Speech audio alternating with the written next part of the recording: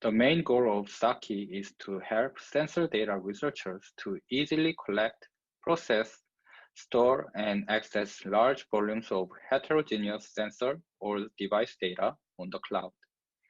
And our system supports easy registration, real-time data ingestion, processing pipelines, and data querying. So Saki can make individual researchers to easily collect and analyze real-time sensor data and to enable stakeholders to explore the data and make timely decisions on policies and practices. The front end is deployed on MyGeoHub, the Geospatial Science Gateway, and the backend is deployed on Jetstream Cloud Virtual Machine. So here is an overall design and software stacks to build a system. Briefly, Saki provides REST API access point to users or devices by Node.js. And each data flow from various sources are controlled by RabbitMQ message queue system, and the Docker container takes the data processing.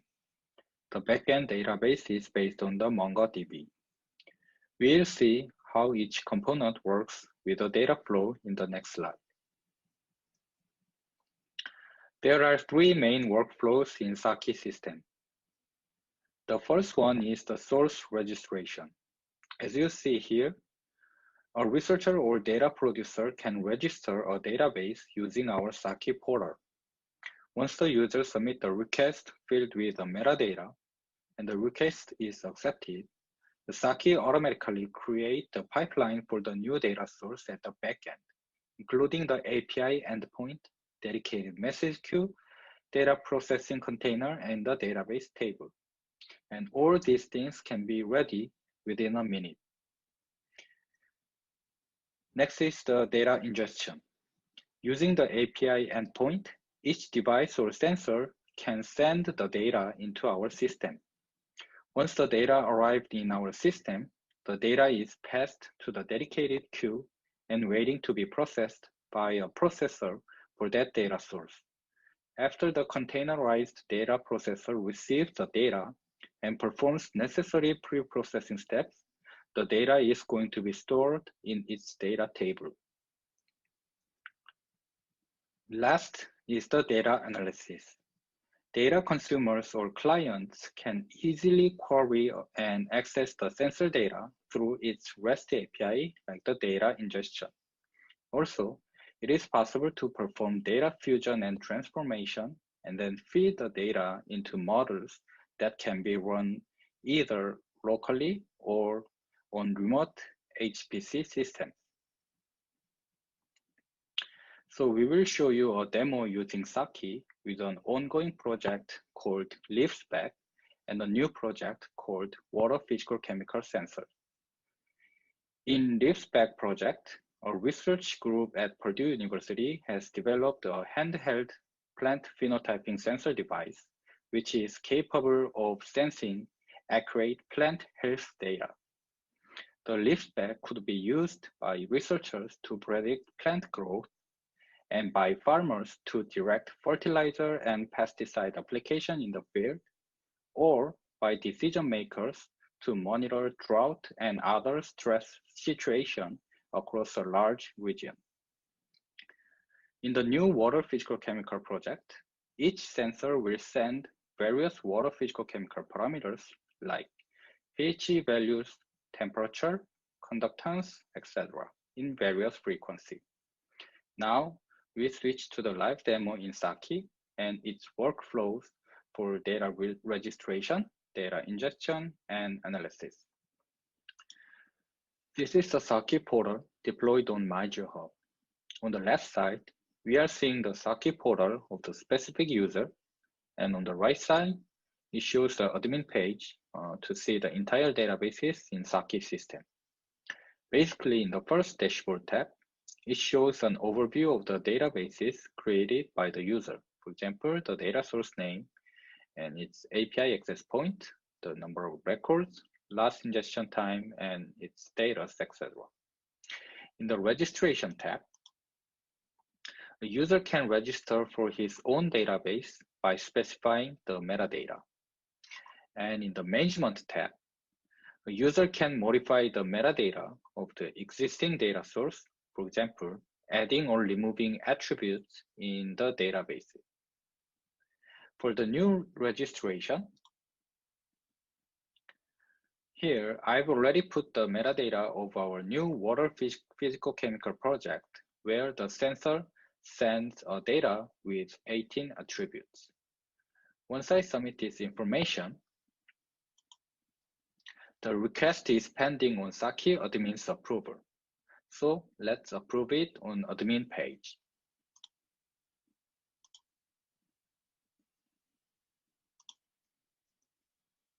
Now, every necessary steps for creating users database are ongoing in the backend. In detail, it creates the API for the ingestion and the querying for this specific data source, and configure the message queue as well. Also, it attaches the pre-processing pipeline into the dedicated message queue and make the backend database table ready.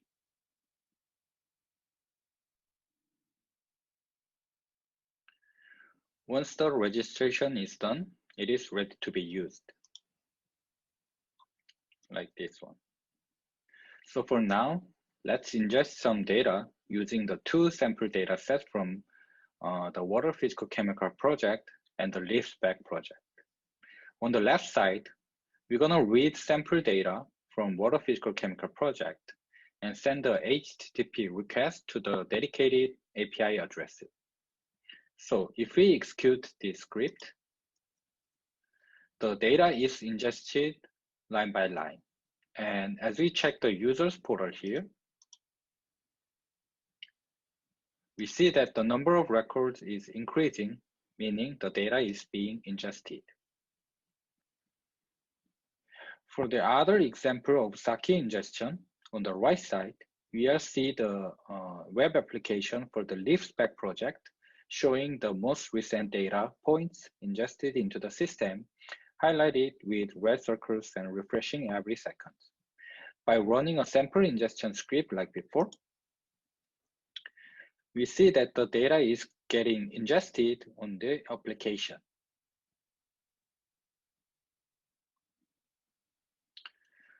Fetching a data from Saki also can be done with a simple HTTP request to the access point. From the water physical chemical project, let's say we want to get the temperature values within specific range from the previous ingestion. So this is the example query. Here, we set the date is on December 7th, 2015, and the time is greater than 10 o'clock and less than 11 o'clock. And then select the temperature attribute. If we send this request, the data is fetched from the server and returned it as a JSON string. On the other leaf spec example, we've implemented a data visualization feature to analyze the data for a specific range. So if we set specific parameters like this and send a request to the Saki access point, it fetches data from there and shows the visualization results. In this example, this interpolation result for plant health in this region would be helpful and give some intuition to researchers, farmers, or stakeholders. So we are back to the slides. As the future works, we will measure our performance of Saki system in detail and make it as a scalable platform to handle multiple users at a time without losing performance. Also, we are thinking to provide add-on pre-processing step for users as they may want to customize it. For example, users may want to filter out some data that is not in specific range, or they want to tag some index value in the data on the fly. Lastly, we will add visualization feature in Saki portal to show the detailed overview of the data source. In conclusion, we've covered Saki system design and how it can be used in sensor data collection, processing, and management. Also, we've seen the detailed workflows with running examples and how Saki provides an easy-to-use and cloud-based database system. With Saki platform, we expect to have a collaboration with researchers, scientists, and educators from various fields. Thank you for your attention, and let me know if you have any questions. Thank you.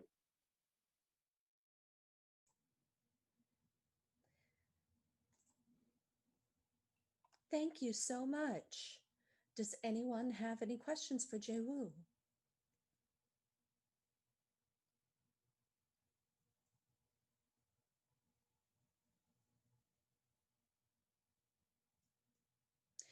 There's a question in the chat. Is there a link to the presentation or a link to your site? I know that the presentation itself should be stored with the files for Science Gateways, but Jae-woo, is there a link that you have or a site that you would like to share? So do you mean the link for the video or link for the platform? Both, I believe. The video presentation as well as your platform. Yeah, I can share you in the chat. Yeah, I will copy and paste the link for that. Thank you. Yeah, by the way, for the platform, it is for now not open to the public. It is under the development page. So yeah, I will first share the link for the video, but in the future, if it is on the public, I can, if you, mail me the link for that, I can share you. Sounds good.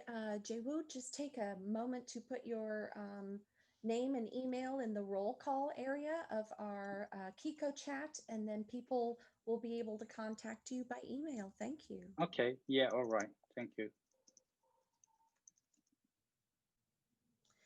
Well, everyone, I think we're ready to move on to our second presentation.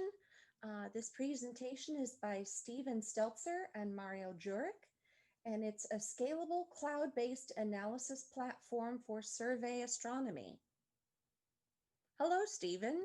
I'm going to let you take it away. Yeah, sure. I'm going to share my screen.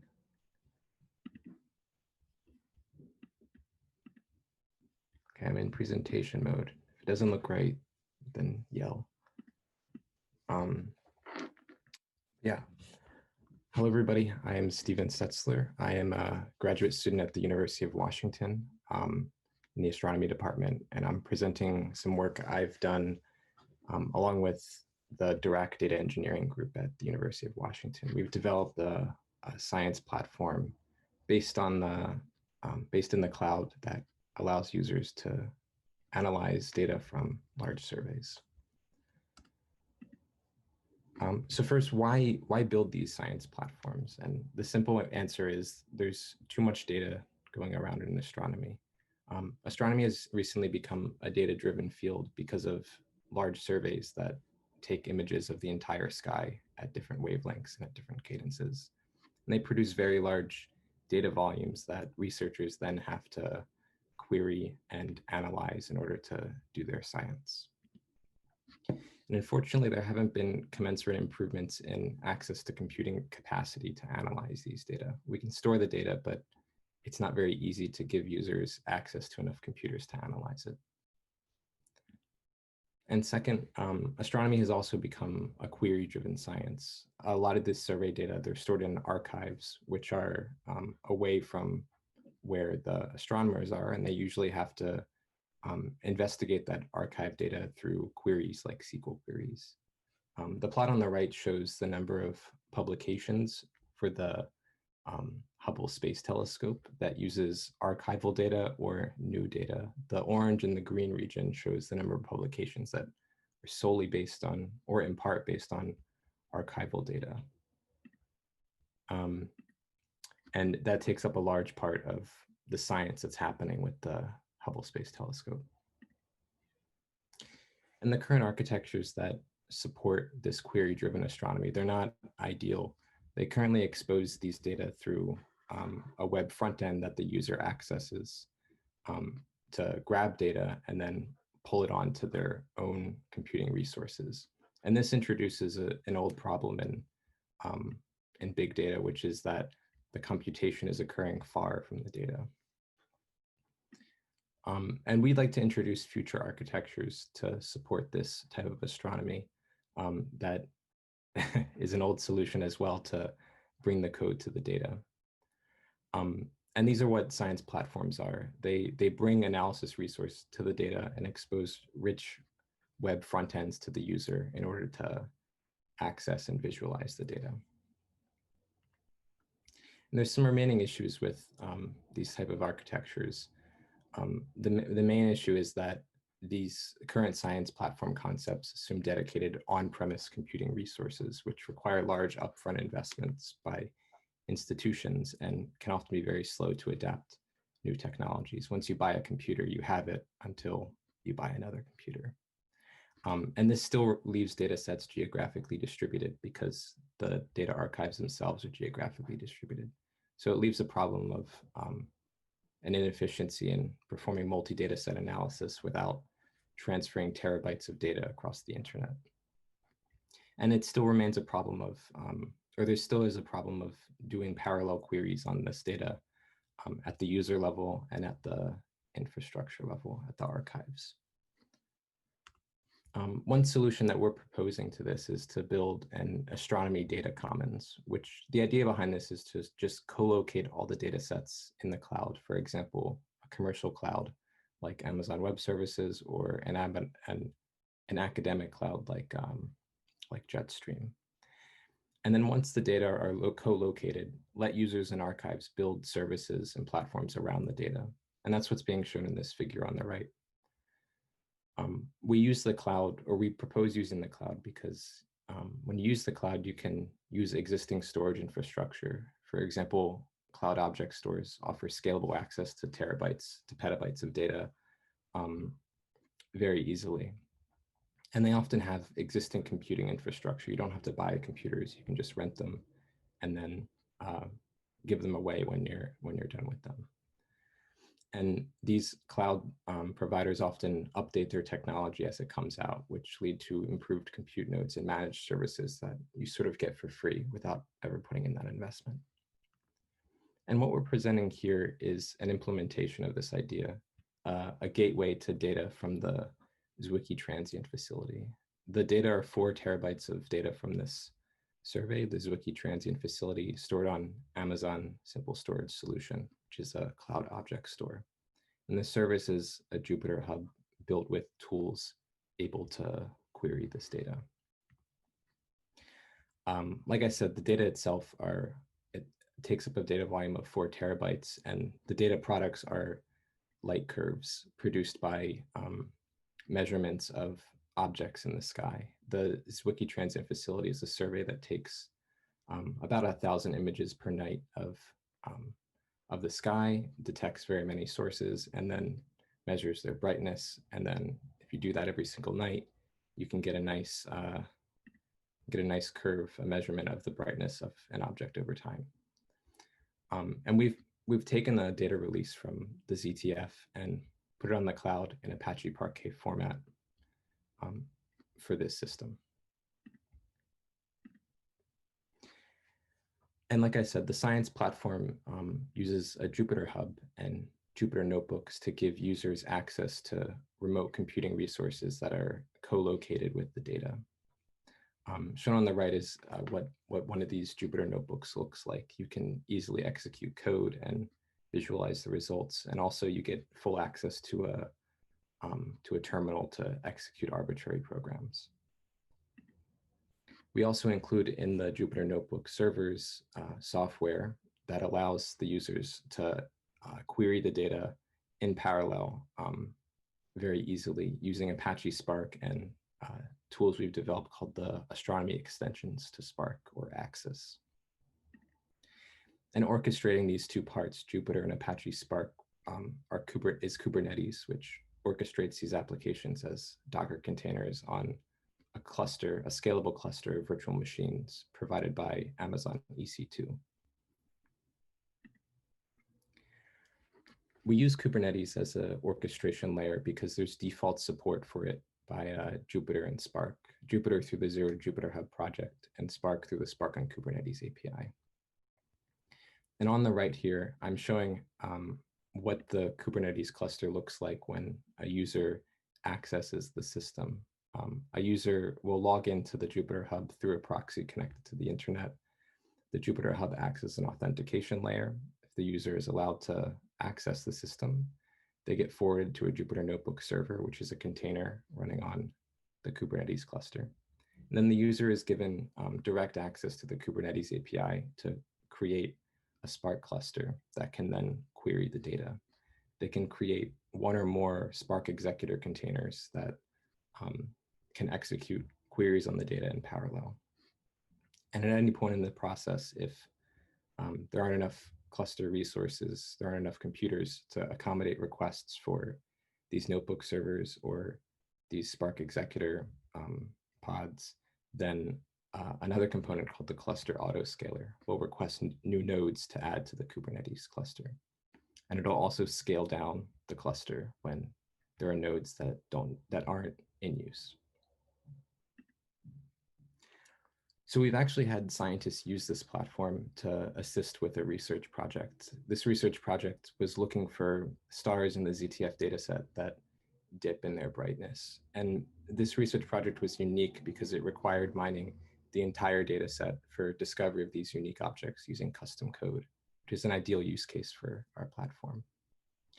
The science project was distributed into 2 stages, which could both be executed in parallel with Spark, using code written by the scientists, not by us, the developers. And on the right here, I'm showing a sort of filtered down or boiled down version of what this code looked like that the scientists wrote. First, there was a simple API exposed through the astronomy extensions to Spark that lets the user load the data. They were then able to apply a user-defined function to locate light curves that produce a dip and filter them out. And then also apply another user-defined function to fit these dipping light curves using a least squares fitting method. Again, both of these stages were executed entirely in parallel. And we found when the scientists who were using this platform, they were able to access many resources very easily. On the right here, I'm showing you some code that the scientists might have executed in order to gain access to the computing resources. They were able to allocate 96 EC2 instances in the Kubernetes cluster, creating a cluster of 768 cores with about 3 terabytes of RAM using just one line of code. And then they were able to complete their filtering query in 3 hours. And to illustrate my point, this is in comparison to 2 days on local hardware we have at the University of Washington. So you can see that you can get extreme levels of parallelism with little configuration that minimizes the time to science for these astronomers. And I also want to make the point that the access to computing is transparent and simple. Just by changing a few of these lines, you can configure the number of nodes, how much memory these nodes are getting, and how many threads are started on each of these nodes. And we set most of these to sensible defaults to smooth this process. And it's also important to mention that there are costs associated with using this platform, but they're minimized by using spot instances from EC2 and keeping data access within one AWS region. That's what we mean by co-locating the data with the compute resources. And for this one 3-hour query, it only cost about $100, which in comparison to a typical scientist salary is not very much. We've also built some accessibility tools to ease the transition to using Spark on this platform. We've built a custom Python API for interacting with Kubernetes. And we've also built a custom Jupyter Notebook extension to create Spark applications. I showed some code earlier on how to access the cluster of computers using Spark. And we're hoping to replace all of that with a simple start button to make it easier to gain access to these resources. So like I mentioned before, this is a single implementation of this Astronomy Commons idea where you co-locate data on the cloud and then build resources or build services that depend on computing resources next to the data that can access the data. And we're working with collaborators to make other data sets queryable with Spark and accessible via a platform like ours. For example, we're working with URSA at IPAC, an institution at Caltech, to put their catalog, the NeoWise data set, on the cloud. And we're also working with MAST from the Space Telescope Science Institute, which supports the Hubble Space Telescope, to put their Pan-STARRS data set on the cloud as well. And it's important to mention that there are several challenges that remain to reduce the cost, transition legacy code, and ease the transition between different clouds. For the most part, the platform we've built is portable between different clouds because it relies on the Kubernetes infrastructure, not a specific cloud infrastructure. But there are still some things to work out. But yeah. Your time is just about up. Yep. Good timing. Thank you. I accept questions now. Not a question really. This is Nancy Wilkins-Deere, but a comment on how nice the presentation was, and you actually answered questions that were coming up for me during the talk, which was what was the uptake looking like, what was the impact on the scientists' work, and so you answered those. I know astronomy is a field with some nice central organizations for sharing data. I'm going to forget the exact organizations right now, but the International Virtual Observatory used to be one. And I think there's a kind of an astronomical society of some sort. And I met someone at a Gateway related conference a few years ago who I think would be very interested in such things. And I wonder if you have any contacts like that. I can see if I can connect you from mine, but I wonder if in your day-to-day work, you're aware of kind of larger efforts like that, where this might fill a really nice need.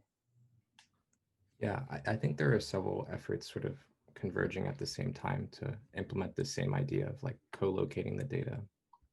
And we're working with a few of the people, like I mentioned at the end, but we always appreciate more context, more people we can get involved. And I would like to bring one more question in. I have a question from Juan. He says, do you have any pushback from institutions for storing data on the cloud? And I was kind of along with this. Is this data that's stuff that is already existing in the cloud that's been put up there by somebody else? So do you have pushback about that? Yeah, there is some pushback. I think a lot of archives aren't used to using the cloud, so there's sort of a technology cultural shift that has to happen. And I think there's also a little bit of a pushback in terms of like, I guess, co-locating all of the data. The data that we have here, we had to upload it ourselves, and we sort of were acting as the transition party or the sponsor for this data. But we're working on getting other archives to be that sponsor for their own data sets, storing them in the cloud. Well, I'm going to put a hold on questions for this particular presentation right now, but we do have time at the end for more questions. So hold on to them if you've got them. Dino Bekstevic, please. Close enough. Thank you so much for being so considerate. And his presentation on a gateway to astronomical image processing from the Rubin Observatory Science Pipeline with AWS. Take it away. Hello, everyone. My name is Dino Bektesevic, and I want to tell you a little bit about gateway to astronomical image processing we've been working on for the past year, aka VRC Rubin Observatory LSST Science Pipelines on AWS. So what do all these words mean? Rubin Observatory is an 8-meter telescope currently under construction in Chile, on which the legacy survey of space and time, or LSST sky survey, will be conducted on. The picture of the site you see on the left was taken last week on October 8th, and as you can see, the building is nearing its completion, and the project is due to start soon. The goal of the project is to conduct a 10-year survey of the sky every 3 nights for over 10 years. And as already hinted at, this means that the produced data volumes will be very large. For example, previous sky surveys, such as Sloan Digital Sky Survey that ran from 2000 onwards, or pan-stars that ran from 2010 onwards collected 116 terabytes and 1.6 petabytes of data respectively. And this is still significantly smaller than what Rubin Observatory can do in just a year. The data volume produced by Rubin is kind of a novelty in optical astronomy, and so the question of how to process and share that data with a wider astronomical community received a lot of focus. The project itself will reduce the data using two supercomputing facilities, one being NCSA in Illinois, and the other being CCIN2P3 in France. These supercomputing facilities will also be used to give scientists access to the services and data they need, and about 10% of them will be devoted as user-shared compute resources. And while this is not an insignificant amount of compute resources, and while it's true that primary focus for many astronomers will be catalogs, which will be smaller, given the data sizes, the allocated resources are not one-size-fits-all solution. So we started asking ourselves, can we do a bit better? Could we build a system that would allow users to analyze data at the scale of Rubin? Could they use that to speed up their science? Could it be affordable, easy to use, and could it support users that want to do a custom analysis of the data not provided by Rubin? The need for scalability and shareability while maintaining the low cost naturally led us to cloud compute model. At this point, a shameless plug for my colleague, Steven Stetzler. If you haven't seen his talk earlier today, I definitely recommend you watch it. It discusses many topics related to this talk, specifically on how they give users a Jupyter interface to a platform that is able to process catalogs in the cloud at scale. But while they focus more on the interface and catalog in their talk, in this talk, we'll focus more on the image analytics. We wanted to leverage the existing state-of-the-art functionality in astronomical data reduction that's already part of the Rubin LSST science pipelines. The science pipelines enable processing of astronomical data from a single exposure to joint calibration of multiple exposures, and they also support multiple different instruments, not just Rubin, which is a big plus. Science pipelines are also well suited to lift and shift migration to the cloud, since they abstract all their input-output operations away from the actual algorithm implementations. That I/O abstraction is called the data butler. The purpose of the butler is to isolate the end users from file organization, file types, related file access mechanisms by exposing data as Python objects. Data sets are referred to by their unique IDs that are resolved through a registry and then retrieved from a data store.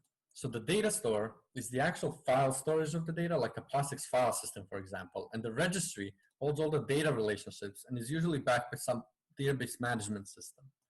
So to zoom out a little bit and tell you how the data butler ties into the science pipelines, I'm showing you a schematic representation of Rubin middleware component, which ties the two components together, with the data butler being here on the left and the science pipelines kind of being everything on the right-hand side.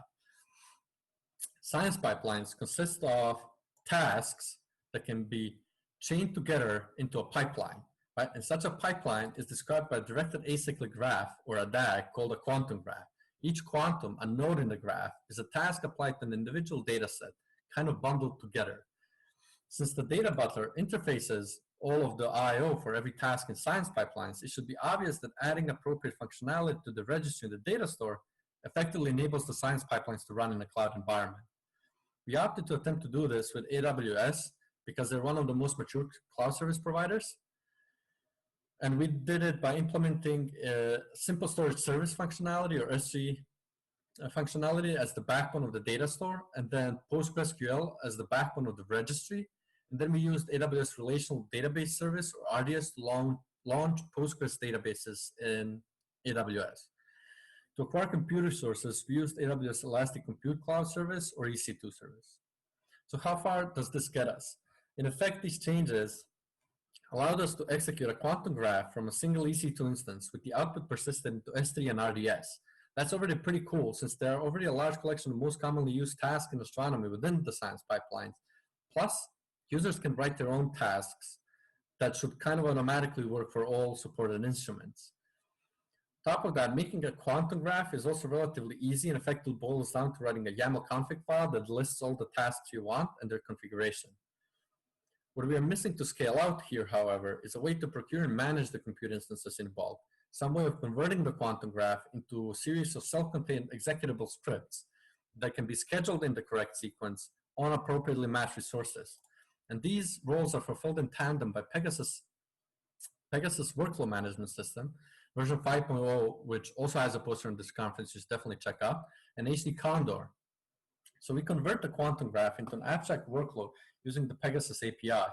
The abstract workflow is then in the planning stage, converted into a set of stage-in, executable, stage-in and stage-out scripts, and an executable DAG that can be executed by HDCondor. HDCondor executes the executable workflow by effectively matching the jobs and their requirements to appropriate compute slots located in the HDCondor compute pool. The pool can be dynamically resized by adding and removing instances from it, including EC2 instances. HDCondor Annex is the module that provides that functionality. Annex can dynamically add instances to the pool and then dynamically deallocate them after an absolute set time has elapsed, or the instances are recording as idling for longer than some set time. Zooming back out again to show you what the build system looks like, you can see that the user acquires a head node into which they log in. They create a quantum graph, convert it to an abstract workflow and submit it to Pegasus, and then they procure compute resources using HDCondor Annex. And the rest is automatic. After the workflow is completed, the instances are automatically deallocated, and this greatly reduces cost. If the user can still access data from the head node if they want to perform further analysis. We tested the performance and the cost of this system by executing workflows of different complexity and size and different types and sizes of the EC2 instances. The goal of the testing was to establish rough estimates of the stability performance and the cost of running. We found, though, that without further configuration of the RDS service and the workflow execution, the performance is quite poor. For example, allocating more cache per connection, increasing maximum number of connections, job clustering, staging in of the raw data, staging out of the execution logs, etc., all had a big impact on the performance. Preliminary results showed us that resolving these bottlenecks, many always related to I/O on the compute nodes themselves, can relate up to 50% decrease in time it takes to execute the workflow, and consequently a similar decrease in total cost per execution. An important note about the shown graph is that testing without optimization results in large variance in measured wall times of workflows, especially if the workflows are executed consecutively due to the nature of these bottlenecks. And I mentioned this because the figure on the slide does not convey this fact as obvious as one would want. We are working on getting a more representative set of timings that have error bars and etc. that will show this. The data set we used in this analysis represents about 11% of the number of nightly observations of Rubin. In absolute terms, it's about 0.2 terabytes of input data and 2.7 terabytes in terms of output size. The workflow we made for this analysis consists of 4 tasks only, of which the first one is the initialization task that takes like 25 minutes. In principle, this task would only be run for would only have to be run once for the lifetime of a collection in the data repository, but for technical reasons had to be run for every test we perform. And finally, the slide everybody's probably going to be looking for. These are our preliminary cost estimate for example workflow. We find that the cost is approximately constant for tests using 25 and 50 workers, and this is to be expected as the cost of more powerful instances and more instances in general is offset by reduction in total wall time required to finish a workflow. But this also means that if the cluster is oversubscribed, adding more instances or using more powerful EC2 instances decreases the wall time but keeps the cost constant. And that's a very exciting prospect to think about. Another cool data point to consider is this singular spot instance test. Spot instances are rented by AWS to users that require them, but can be deallocated at any time with a 2-minute notice. This requires a fault-tolerant software, but at the time of development of this project, Science Pipelines didn't quite yet handle failing and restarting jobs very well, so it didn't perform many tests using spot instances. But in this case, it's also obvious that cost could be another factor of 4 smaller compared to on-demand instances.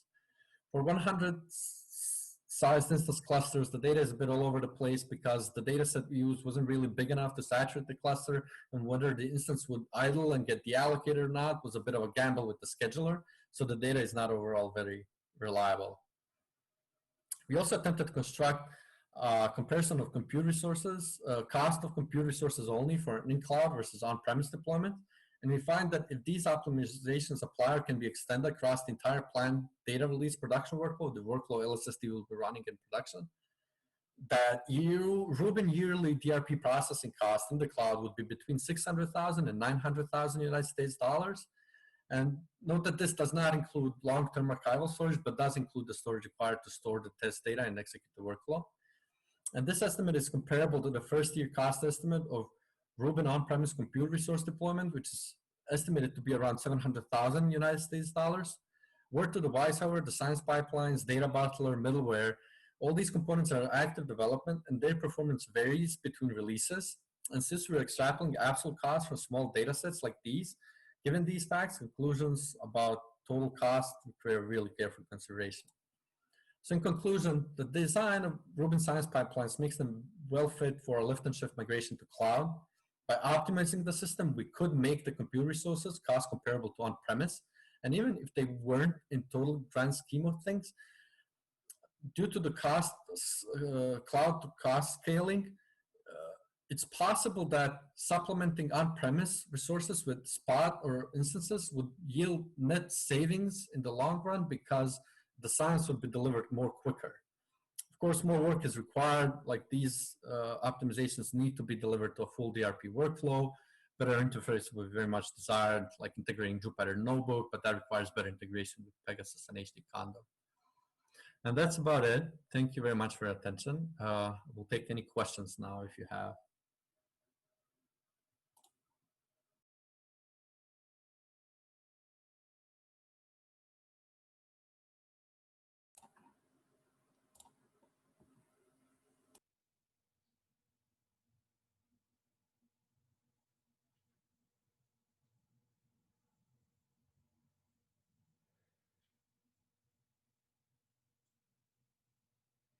Any questions for Dino?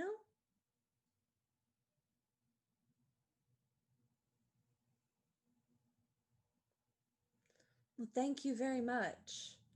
I get exposed to the Rubin work through NCSA, but I don't get to see this side very much. So that was very good presentation for me because it exposed me to some stuff that I haven't seen about that project.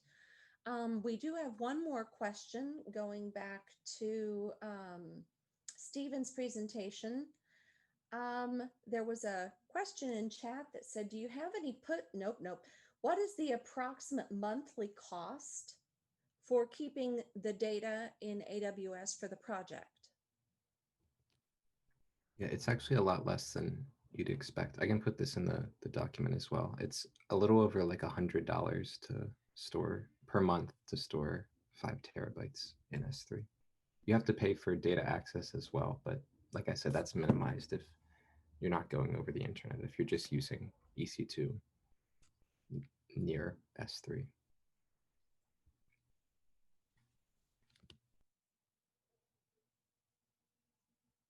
Are there any other questions for any of the presenters?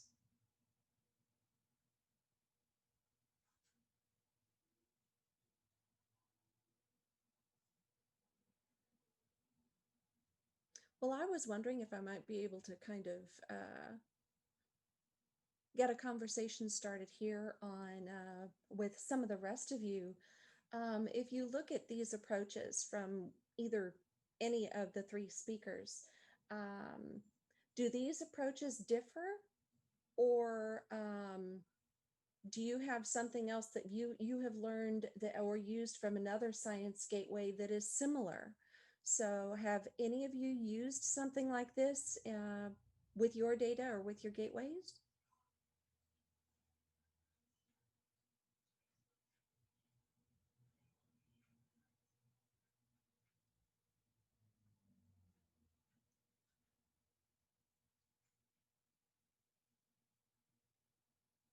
Crickets. Okay. For the speakers, I'll ask you guys a question. Could any of this, you think, be generalized and made useful to people outside of astronomy? Yeah, the sort of the idea we're working on, the Astronomy Commons idea, is pretty pretty general. I mean, you can put any like bio data comments. I'm pretty sure that already exists actually. And there's also a project called Pangeo, which we've based a lot of our work on, which focuses on the geosciences. They use a different computing, distributed computing engine called Dask instead of Spark for different types of applications, but it's essentially the same thing. Know that the data butler was designed to be more general than just the use in astronomy, and it relies heavily on describing the data relationships. That might have changed lately, but originally at least it was imagined as really quite configurable module that could potentially be used elsewhere. The biggest takeaway I feel from my work would be that adopting this type of design where you isolate I/O is a really good approach if you ever feel that you want to execute in many different environments. Because after the AWS stuff was implemented, I know Rubin Observatory ran another program with Sun Fang in the chat with us, where they tried to use the interoperability API from Google Cloud. And that was a pretty much ended up being a couple code line change, and it just ran effectively. So it was relatively easy to get up and running. It's relatively it is relatively harder to be cost competitive to on-premise resources in the long run. But in the short runs, such as you have a 6-month project where you're collecting data sets, or you just want to run a one-off reprocessing, you still remain quite cost competitive comparative to procuring all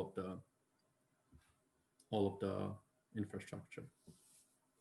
So was it a conscious decision by both of your projects to make these so that they would be able to be more widely used when you were done, or was it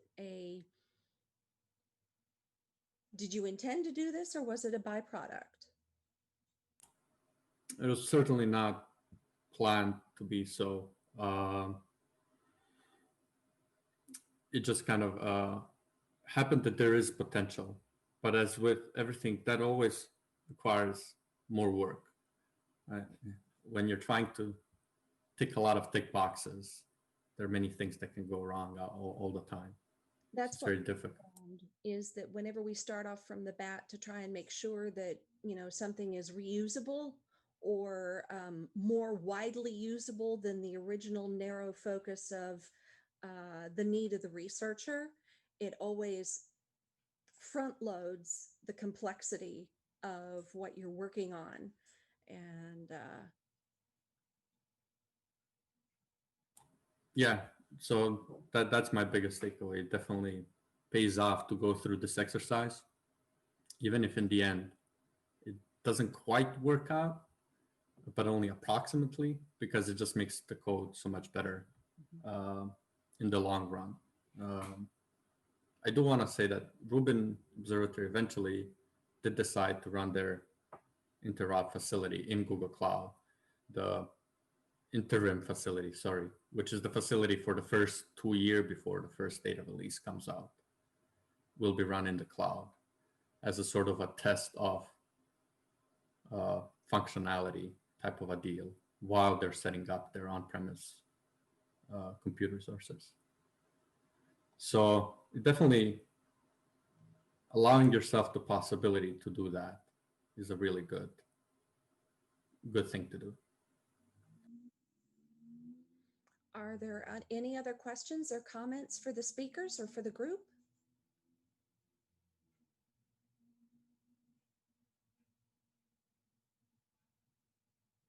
Well, then I really thank the speakers so much for this session this afternoon. Thank you all for coming. And I believe after the break, the learning labs are going to begin, and they'll be in the marked session rooms. The topics are posted. They're on the welcome and help desk. They're also in your schedule emails and your schedule app. And if you are already still logged into KikoChat, the list of the rooms for the breakout sessions will be along the left-hand side of the chat page. So thank you all so much for your time this afternoon. It's good to see you, and enjoy the next portion of the presentings today. Bye-bye, everybody. All right, thanks.